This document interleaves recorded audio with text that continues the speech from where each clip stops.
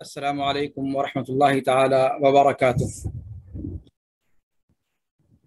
الحمد للہ رب العالمین والصلاة والسلام علی اشرف الانبیاء و امام المرسلین نبینا وقدوتنا محمد بن عبد اللہ الامین وعلی آلہ وصحبہ الغر المیامین ومن تبعہم وتابعیہم بإحسان الی یوم الدین، اما بعد فاعوذ باللہ السمیع العلیم من الشیطان الرجیم، بسم اللہ الرحمن الرحیم۔ قل هل يستوي الذين يعلمون والذين لا يعلمون انما يتذكر اولو الالباب، وقال تعالى ولكن كونوا ربانيين بما كنتم تعلمون الكتاب وبما كنتم تدرسون۔ جناب صدر استاذ گرامی شیخ احمد مجتبیٰ سلفی مدنی حفظہ اللہ وتولہ اور اس ورچوئل کانفرنس کی نظامت کر رہے ہمارے برادر مکرم مولانا عبدالسلام صلاح الدین مدنی حفظہ اللہ، اور اس پروگرام میں شریک ہمارے بڑے بھائی پروفیسر ڈاکٹر شمس کمال انجم مدنی حفظہ اللہ، ڈاکٹر طارق صفی الرحمن صاحب، ڈاکٹر امان اللہ محمد اسماعیل صاحب، شیخ ریاض احمد سلفی، شیخ ابو صالح دل محمد سلفی، شیخ ابو ہریرہ مدنی اور دیگر اجلہ علماء کرام، اور اس پروگرام کا مشاہدہ کر رہے مشاہدین اعظام، السلام علیکم ورحمۃ اللہ تعالی وبرکاتہ۔ سب سے پہلے میں اللہ رب العالمین کا شکر ادا کرتا ہوں کہ اللہ رب العالمین نے اس طرح کے اہم موضوع پر ہونے والے انٹرنیشنل ورچوئل سیمینار میں شرکت کا موقع نصیب فرمایا۔ تعلیم نسواں اور ہماری ذمہ داریاں کے عنوان پر ہونے والے اس ورچوئل سیمینار میں مجھے بنات حوا کی تعلیم و تربیت میں معلمات کا کردار، کچھ نمونے کا عنوان دیا گیا ہے۔ تعلیم نسواں کے حوالے سے اس موضوع پر میری گفتگو مرکوز رہے گی، حتی المقدور میں کوشش کروں گا۔ سب سے پہلے میں برادرم شیخ عبدالسلام صلاح الدین مدنی حفظہ اللہ کا شکر گزار ہوں کہ انہوں نے وقت کے سلگتے موضوعات میں سے ایک اہم موضوع کا انتخاب کیا ہے گفتگو کے لیے۔ حقیقت میں اس وقت تعلیم و تربیت کے ناحیے سے گفتگو ہر میدان میں بہت ضروری ہے، اس لیے کہ تعلیم کے میدان میں بھی مسلم اقلیت، خاص طور سے ہم جہاں سے متعلق ہیں بر صغیر ہند و پاک، نیپال، بنگلہ دیش وغیرہ کے اندر، جہاں مسلم اقلیت میں ہے اور جہاں اکثریت میں ہے، ہر جگہ کی صورتحال ایسی ہے کہ اس پر اطمینان کا اظہار نہیں کیا جا سکتا، اور خاص طور پر ہندوستان اور نیپال کے تناظر میں اگر گفتگو کی جائے تو مسلم اقلیت میں ہے۔ اور اس زمانے میں جب میڈیائی یلغار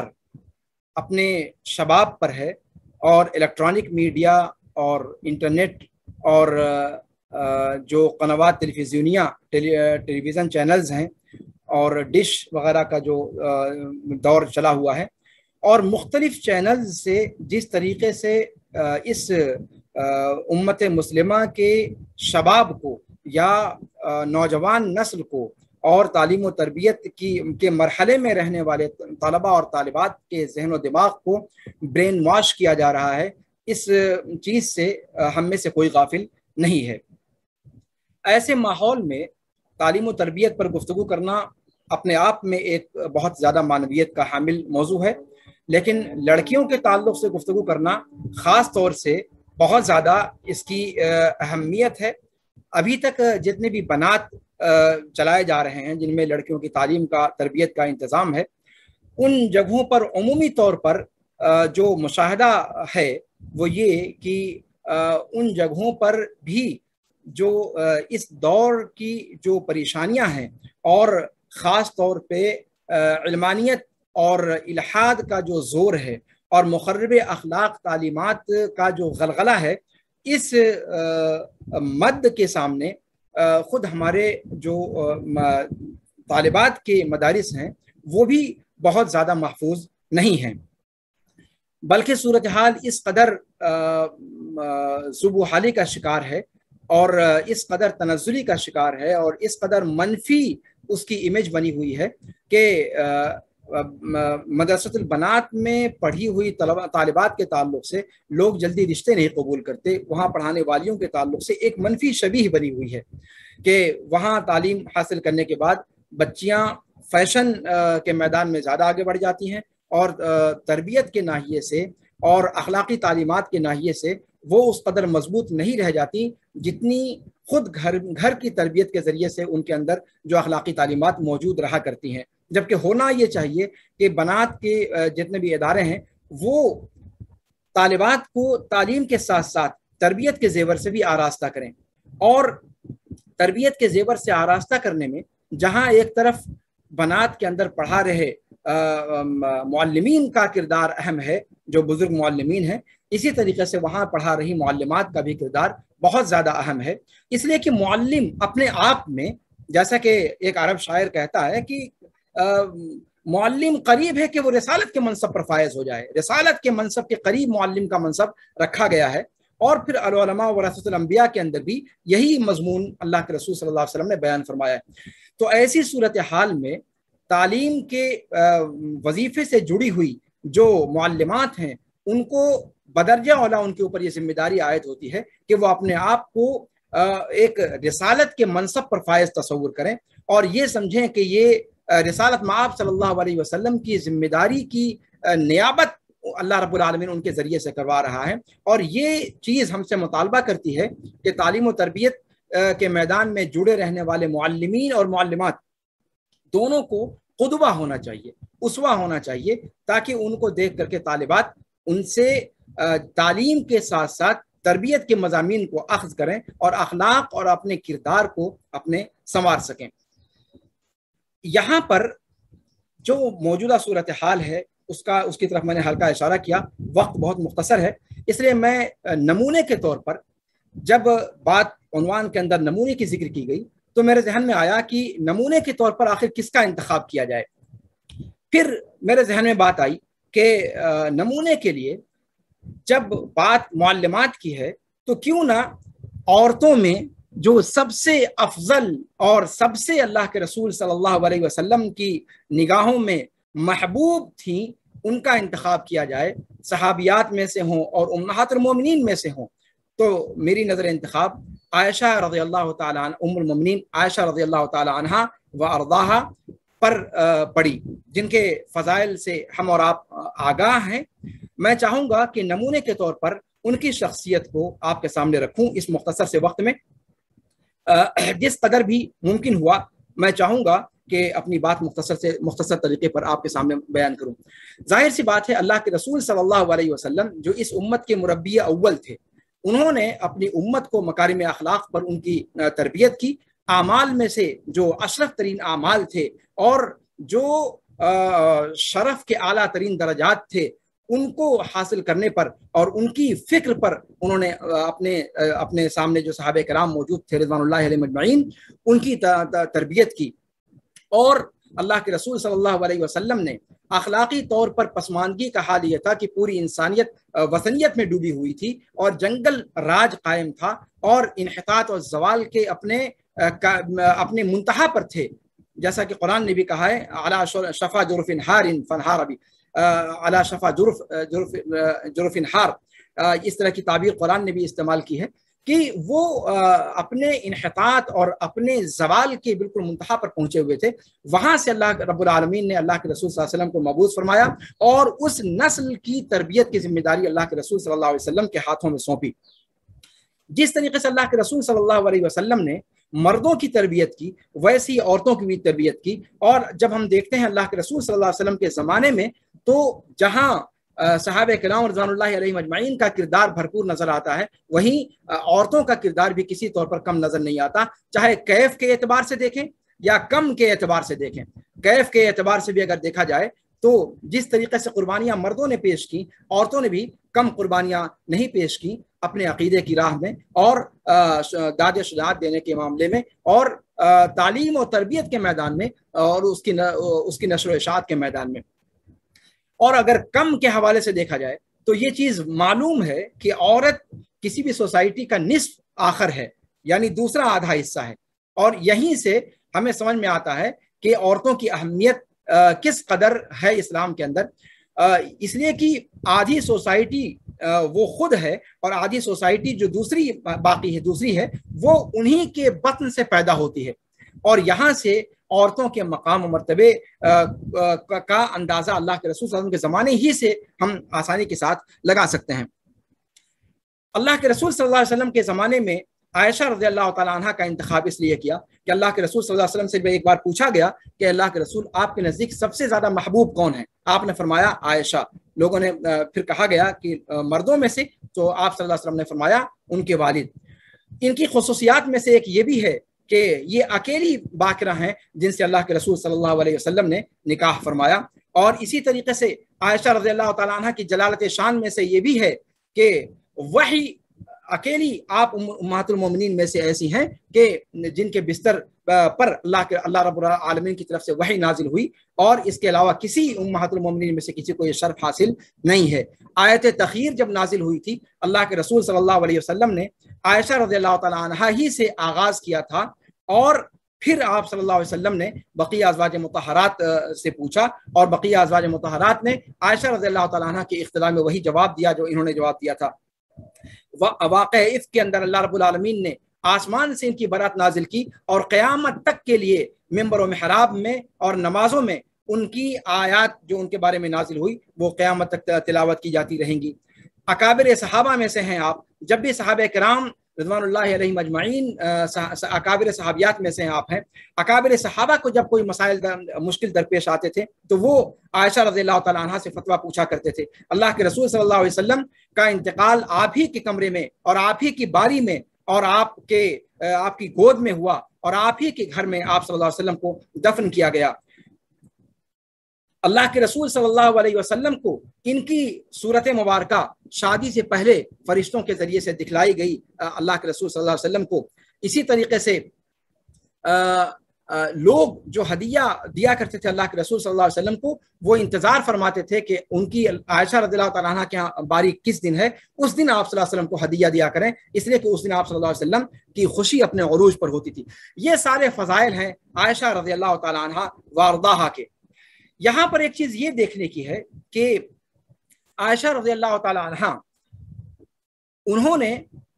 और आप जानते हैं कि उमूमी तौर पर सहाबा किराम रिज़वानुल्लाहि अलैहिम अजमईन और सहाबियात के दरमियान सबसे ज़्यादा रिवायतें अबू हुरैरा रज़ियल्लाहु तआला अन्हु की बयान करता है, और उसके बाद दूसरे नंबर पे आयशा रज़ियल्लाहु तआला अन्हा का नंबर आता है, जिन्होंने तकरीबन 2200 रिवायतें रिवायत की हैं। और अल्लाह के रसूल सल्लल्लाहु अलैहि वसल्लम के उमूर खानदारी के ताल्लुक से घर के अंदर जो आप सल्लल्लाहु अलैहि वसल्लम के अहवाल और कवायफ रहा करते थे, उनकी तफसील आयशा रज़ियल्लाहु तआला अन्हा ही के ज़रिए से उम्मत तक पहुँची है। अपनी उम्मत मोहम्मदिया में अफजल औरतों में से आयशा रज़ियल्लाहु तआला अन्हा का शुमार होता है, और 14 सदियां गुजर जाने के बाद भी आयशा रज़ियल्लाहु तआला अन्हा का जो फضل और जो मर्तबा है, उस मर्तबे को कोई औरत नहीं छू सकी। बैक वक्त उन्होंने गज़वात के अंदर भी अपना किरदार अदा किया, और फ़िक़्ह के मैदान में भी अपना किरदार अदा किया। अल्लाह के रसूल सल्लल्लाहु अलैहि वसल्लम की रिवायतें बयान करने के मैदान में भी उन्होंने अपना किरदार अदा किया। इस तरीके से आयशा रज़ियल्लाहु तआला अन्हा वो इस बात की मुस्तहिक हैं कि मुअल्लिमा के तौर पर अगर मिसाल पेश की जाए तो उनकी मिसाल पेश की जाए। मैं अपनी गुफ्तगू को मुख्तसर करते हुए बात आगे बढ़ाना चाहूँगा कि आयशा रज़ियल्लाहु तआला अन्हा के पास बहुत सारे ताबिईन और ताबियात जो हैं उन्होंने इल्म हासिल किया, और उनसे आयशा रज़ियल्लाहु तआला अन्हा के इल्म को उन्होंने उम्मत तक मुंतकिल किया। उनमें से चंद एक का जिक्र करूँगा ताकि मुअल्लिमा का असर तालिब और तालिबा पर क्या होता है, और तलामीज़ पर, शागिर्दों पर किस तरीके से वो असरअंदाज होती हैं, और किस तरीके से आज भी एक मुअल्लिमा को अपना किरदार, अपना आइडियल आयशा रज़ियल्लाहु तआला अन्हा को क्यों बनाना चाहिए, वो उसकी तरफ मैं खास तौर से इशारा करूँगा। आयशा रज़ियल्लाहु तआला अन्हा की इबादत के ताल्लुक से आता है कि वो बराबर रोज़ा रखा करते थे, जैसा कि कासिम बिन मोहम्मद ने आयशा रज़ियल्लाहु तआला अन्हा के बारे में ये चीज़ जिक्र की है। उर्वा इब्न ज़ुबैर मशहूर आयशा रज़ियल्लाहु ताला अन्हा के भांजे और मशहूर फ़क़हा में से, वो कहते हैं कि मैं सुबह करता था तो आयशा रज़ियल्लाहु ताला अन्हा के घर से शुरुआत करता था, उनके पास जाकर के उन्हें सलाम करता था। एक दिन गया तो वो नफल पढ़ रही थी और नफल में उनकी ये आयत तिलावत कर रही थी कि फमन्नल्लाहु अलैना व वक़ाना अज़ाबस्सुमूम, सूरह तूर की आयत। इस आयत को पढ़ते हुए वो रो रही थी और बार बार इस आयत को दोहरा रही थी। तो मैं इंतजार करता रहा, यहाँ तक कि जब मैं खड़े खड़े इंतजार करता थक गया तो मैं बाजार चला गया अपने किसी गर्ज से, और फिर जब मैं बाजार से अपनी ज़रूरत पूरी करके लौटा तब तक आयशा रज़ियल्लाहु ताला अन्हा खड़ी थी, हालत क़याम में थी और नमाज पढ़ रही थी और रो रही थी। ये आयशा रज़ियल्लाहु ताला अन्हा का इबादत के अंदर मकाम था। फ़िक़्ह के अंदर उनका जो मकाम था, कहते हैं कि पूरी दुनिया को उन्होंने इल्म से भर दिया। हदीस के मैदान में उन्होंने सबसे ज़्यादा रिवायतें बयान की, जैसा कि इससे पहले मैंने बयान किया। अल्लाह के रसूल सल्लल्लाहु अलैहि वसल्लम की रिवायात को उन्होंने हिफ्ज़ किया, और इतनी ज़्यादा तादाद में कि दुनिया की किसी औरत को आप सल्लल्लाहु अलैहि वसल्लम की उम्महातुल मोमिनीन के साथ साथ और आज तक आने वाली औरतों में से किसी को वो शर्फ हासिल नहीं हुआ कि सुन्नत की इतनी बड़ी तादाद, हदीस की इतनी बड़ी तादाद वो हिफ्ज़ करके और उम्मत तक पहुँचाएँ। सहाबा किराम रज़ियल्लाहु अलैहिम अजमईन, कुरान मुक़द्दस के अंदर कोई आयत अगर उनके सामने बुहम होती थी तो वो आयशा रज़ियल्लाहु ताला अन्हा से पूछा करते थे। कितने इस्तिदराकात हैं जो उन्होंने सहाबा किराम पर किए, और सहाबा किराम रज़ियल्लाहु अलैहिम अजमईन, खुद अबू हुरैरा रज़ियल्लाहु ताला अन्हु के बारे में आता है कि कई मसाइल में उन्होंने आयशा रज़ियल्लाहु ताला अन्हा के कौल की तरफ रुजू किया। तो आयशा रज़ियल्लाहु ताला अन्हा इल्म और फ़िक़्ह और इबादत में इस मकाम पर थी। यानी मुअल्लिमा किस तरीके से क़ुदवा होती है, इसकी बात मैं अभी बतला रहा हूँ। अच्छा, अदब के मैदान में इनका यह हाल था कि जब वो बयान करने पर आती थी तो बसा औकात एक एक कसीदे के 60 शेर या इससे ज़्यादा शेर बयान करने लगती थी। उनके बारे में आता है कि वो कहती थी कि मुझे सिर्फ लबीद के तकरीबन 1000 अशार याद हैं। यानी इल्म में, फ़िक़्ह में, हदीस में, अदब और शेर में, हर मैदान के अंदर आयशा रज़ियल्लाहु ताला अन्हा जो है वो अपने वक्त की मानी हुई मुअल्लिमा शुमार की जाती थी। उम्महातुल मोमिनीन में से सबसे जलील क़द्र थी और सबसे आला मकाम उनका था। हाफिज़ अबू उमर इब्न अब्दुल बर कहते हैं कि वो अपने ज़माने की इकलौती थी 3 उलूम में, फ़िक़्ह में, तिब में और शेर में। ये सुनकर के ताज्जुब होगा कि इल्म तिब के अंदर कहाँ से जो है उनको तफव्वुक़ हासिल हो गया, जबकि आप जानते हैं कि तिब का मैदान अलग है, शरीयत के उलूम का मैदान अलग है और तिब का मैदान अलग है। यही बात उनके इमाम अहमद रहमहुल्लाह ने अपनी मुस्नद के अंदर हिशाम इब्न उर्वा से नकल किया है कि उर्वा इब्न ज़ुबैर रहमहुल्लाह ने आयशा रज़ियल्लाहु अन्हा से पूछा कि हमारी माँ, मुझे आपके फ़िक़्ह पर ताज्जुब नहीं है, इसलिए कि आप अल्लाह के रसूल सल्लल्लाहु अलैहि वसल्लम की उम्महातुल मोमिनीन में से हैं, उम्मुल मोमिनीन हैं, उनकी बीवी हैं आप अल्लाह के रसूल सल्लल्लाहु अलैहि वसल्लम की, और अबू बकर सिद्दीक़ रज़ियल्लाहु ताला अन्हु की बेटी हैं जो लोगों में सबसे ज़्यादा जानने वाले थे। लेकिन मुझे आपके तिब के इल्म पर ताज्जुब होता है कि वो कैसे आपने हासिल किया और कहाँ से हासिल किया। तो कहते हैं कि उन्होंने मेरे कंधे पर जो है हाथ मारा और कहा कि ए उरैया, के ए उर्वा, अल्लाह के रसूल सल्लल्लाहु अलैहि वसल्लम जब आखिरी उम्र में बीमार होते थे तो उन पर जो अरब के वफूद आते थे और जो उनके लिए इलाज तजवीज़ किया करते थे, मैं उन तजवीज़ करदा इलाजों से आप सल्लल्लाहु अलैहि वसल्लम का मुआलजा करती थी, तो यहाँ से मुझे तिब का इल्म हासिल हो गया। तो इस तरीके से आप देखिए कि एक मुअल्लिमा न सिर्फ ये कि वो इल्म के एतबार से, बल्कि इल्म के शरई उलूम के साथ साथ असरी उलूम के अंदर भी वो महारत रखती थी, और फिर तहज्जुद में, इबादत गुजारी में, रोज़ादारी में, इसी तरीके से जिहाद के मैदान में, हर मैदान में इन्होंने अपने आप को उसवा साबित किया। और जब मुअल्लिमा ऐसी थी तो फिर जाहिर सी बात है कि शागिर्दा जो होंगी, जो उनके ऊपर जिन्होंने तालीम हासिल की, उनका भी मामला ऐसे ही है। तो कहते हैं कि उनके शागिर्दों में से बहुत बड़ी तादाद है ताबईन में और ताबईयात में, लेकिन उनमें से सिर्फ चंद एक का जिक्र किया जाता है, और वह इब्न ज़ुबैर रहमहुल्लाह के बारे में, जिनका अभी तज़किरा गुजरा। ये मदीना के 7 मशहूर फ़क़हा में से एक हैं। उमर रज़ियल्लाहु अन्हु की खिलाफत में इनकी विलादत हुई 23 हिजरी में। आयशा रज़ियल्लाहु ताला अन्हा पर इन्होंने फ़िक़्ह की तालीम हासिल की और फिर फ़िक़्ह के अंदर महारत हासिल की। وہ کہتے ہیں کہ وہ ان کی روایت کتب ستہ کے اندر موجود ہے، اور یہ اپنے وقت کے جلیل القدر علماء میں سے ہیں، اور عائشہ رضی اللہ تعالی عنہ سے جو روایتیں بیان کی ان میں سے بڑی تعداد عروہ نے بیان کی ہے۔ اسی طریقے سے عروہ ابن زبیر کے تعلق سے آتا ہے کہ وہ ہر روز 1/4 قرآن کی تلاوت کیا کرتے تھے مصحف میں دیکھ کر کے، اور پھر قیام اللیل کرتے تھے۔ کبھی انہوں نے اپنی زندگی میں قیام اللیل نہیں چھوڑا سوائے اس رات کے جس رات ان کا پیر کٹ گیا تھا۔ اسی طریقے سے ان کے بارے میں آتا ہے کہ وہ برابر روزہ رکھا کرتے تھے سوائے ان ایام کے جن ایام میں روزہ رکھنے سے اللہ کے رسول صلی اللہ علیہ وسلم نے منع فرمایا ہے۔ تو یہ عبادت کا حال تھا، یہ ان کے روزے کا حال تھا، یہ ان کی عبادت کا حال تھا، اور یہ ان کے علم اور فقہ کا حال تھا۔ اور یہ کہاں سے انہوں نے حاصل کیا تھا؟ یہ حاصل کیا تھا اپنی معلمہ عائشہ رضی اللہ تعالی عنہا سے۔ یہی معاملہ قاسم ابن محمد ابن ابی بکر کا ہے، جو یتیمی کی حالت میں جن کی پرورش ہوئی، اور عائشہ رضی اللہ تعالی عنہا نے ان کی پرورش کی۔ کہتے ہیں کہ وہ احکام کے بارے میں کے جاننے کے بارے میں ماہر تھے، اور اخلاق کے محاسن کیا ان کے اندر بھرپور طریقے سے پائے جا رہے تھے۔ کتب ستہ میں ان کی روایتیں پائی جاتی ہیں۔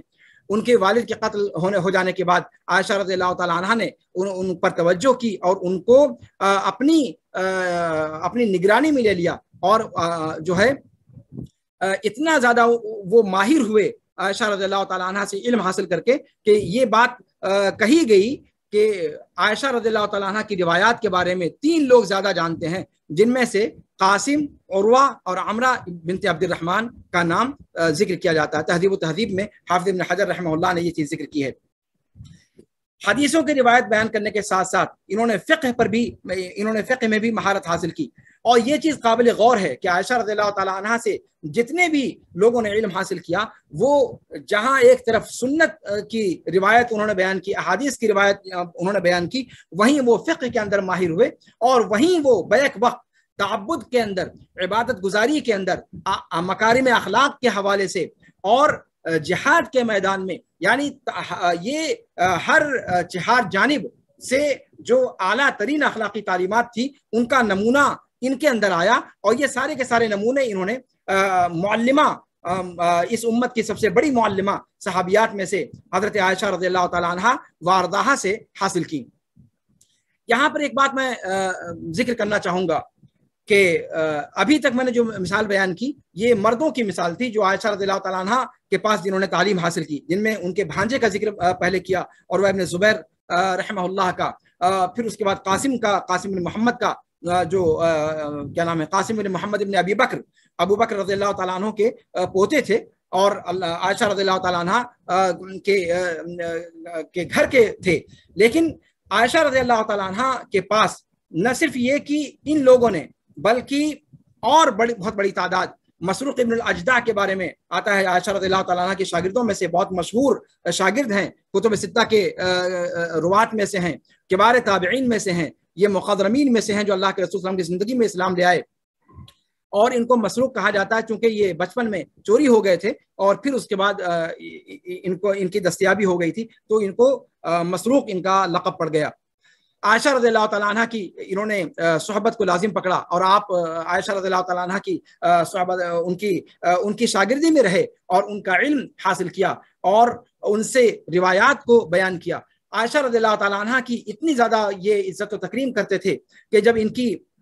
عائشہ رضی اللہ تعالیٰ عنہ نے ان کو منہ بولا بیٹا بنا لیا تھا، اور اپنے گھر میں اس کی پرورش کی تھی، انہوں نے جب شادی کی اور ان کے ہاں جب بچی کی ولادت ہوئی تو انہوں نے عائشہ ان کا نام رکھا عائشہ رضی اللہ تعالیٰ عنہ ام المومنین کے نام پر، اور اتنی زیادہ عزت و تکریم عائشہ رضی اللہ تعالیٰ عنہ اپنی معلمہ کی کرتے تھے کہ اپنی بیٹی جن کا نام انہوں نے عائشہ رکھا،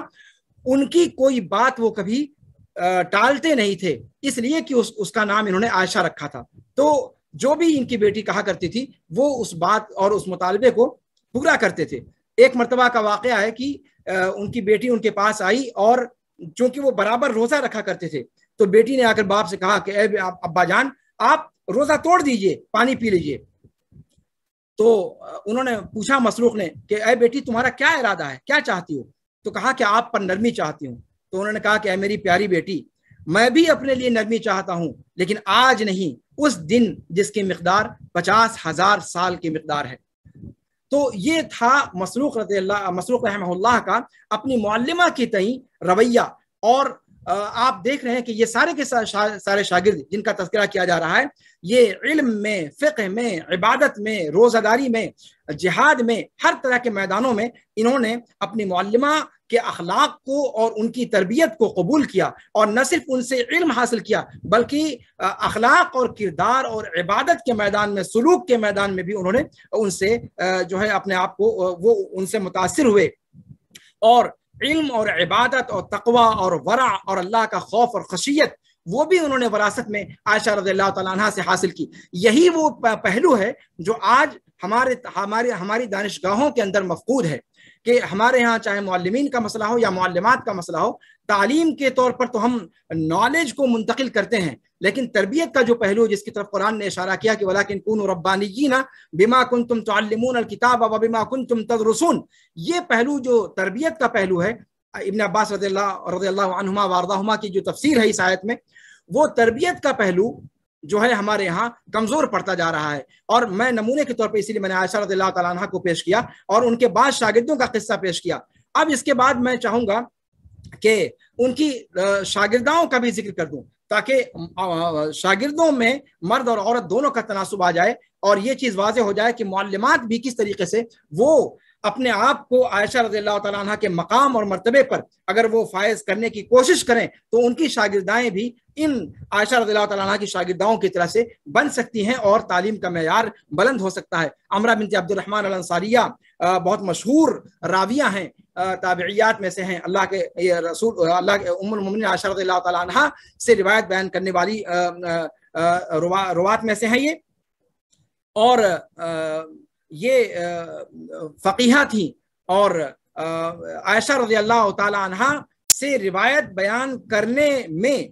بعض محدثین نے نقل کیا ہے، ابن المدینی سفیان سے روایت کرتے ہیں کہ عائشہ رضی اللہ تعالی عنہ سے مروی روایات میں سب سے زیادہ اثبت روایتیں جو ہیں وہ عمرہ کی حدیثیں ہیں، پھر قاسم کی، پھر عروہ کی۔ تو عمرہ کا مقام یہ ہے، اتنا زیادہ ثقہ اور ثبت ان کو مانا ہے سفیان رحمہ اللہ نے۔ اسی طریقے سے عمر بن عبدالعزیز رحمہ اللہ کا قول ہے کہ عائشہ رضی اللہ تعالی عنہ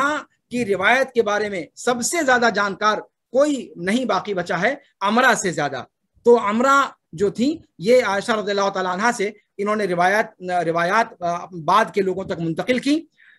اور جب عمر بن عبدالعزیز رحمہ اللہ نے احادیث کی تدوین کا کام شروع کیا تو انہوں نے یہ بات کہی تھی ابو بکر بن حزم سے کہ اللہ کے رسول صلی اللہ علیہ وسلم کی جتنی روایات ملتی ہیں یا سنت ماضیہ ملتی ہے اور یا عمرہ کی حدیث ملتی ہے تو اس کو لکھ لو، اس لیے کہ مجھے ڈر ہے کہ کہیں یہ علم مٹ نہ جائے اور اس کے روایت بیان کرنے والے کہیں ختم نہ ہو جائیں۔ تو یہاں پر دیکھیے کہ احادیث کی تدوین کے تعلق سے عمر بن عبدالعزیز رحمہ اللہ نے جن لوگوں سے اخذ کرنے کو کہا تھا ان میں کسی کا نام نہیں لیا سوائے عمرہ کے، تو اس سے ان کا مقام و مرتبہ سمجھ میں آتا ہے۔ یہ تھا ان کا مقام علم کے اندر، اور یہی معاملہ فقہ کے اندر، یہی معاملہ عبادات کے اندر ان کا تھا، اور یہ بھی اپنے وقت کی زاہدہ عورتوں میں سے شمار ہوتی تھیں۔ مرنے کے وقت جو ان کی وصیت ہے وہ بہت قابل غور ہے، کس طریقے سے انہوں نے وصیت کی تھی۔ وقت کم ہے، اس کے بعد میں ایک اور شاگردہ کا ذکر کرنا چاہوں گا، معاذہ بنت عبداللہ العدویہ۔ یہ صلح ابن اشیم کی بیوی تھی، ان کے شوہر کابل کے اندر جنگ کرتے ہوئے شہید ہو گئے تھے حجاج بن یوسف کی امارت کے زمانے میں، اور بعض جنگوں میں ان کے شوہر کے ساتھ ساتھ ان کے بیٹے بھی شہید ہو گئے تھے۔ اس کے بعد کہتے ہیں کہ جب عورتیں ان کو دلاسا دینے کے لیے آئیں تو انہوں نے کہا کہ اگر خوشخبری سنانے کے لیے آئی ہو تب ٹھیک ہے، اور اگر کوئی مواسات کا مسئلہ ہے تو ہمارے پاس سے چلے جاؤ۔ اور وہ چاہتی تھیں